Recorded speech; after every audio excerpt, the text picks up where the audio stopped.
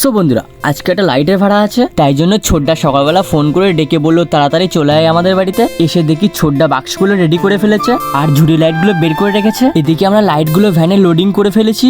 আজকে আমাদের টোটাল মাল যাবে 1 পিস শার্পি, 4টে ঝুড়ি, 16টা পিক্সেল। এমন সময় প্রচুর পরিমাণে বৃষ্টি এসে গেছে। যাই হোক, আমাদের বৃষ্টি মাথায় বেরিয়ে পড়তে হলো, কারণ ওখানে আমাদের তাড়াতাড়ি পৌঁছাতে হবে। এক তো আমাদের লেট হয়ে যাচ্ছে। এদিকে আবার এসে দেখি জেসিবি রাস্তা আটকে কাজ করছে। তারপর সেখান থেকে বেরিয়ে চলে আসলাম আমরা পার্টির বাড়িতে। তারপর গাড়ি থেকে লাইটগুলো আনলোডিং করে ফেললাম।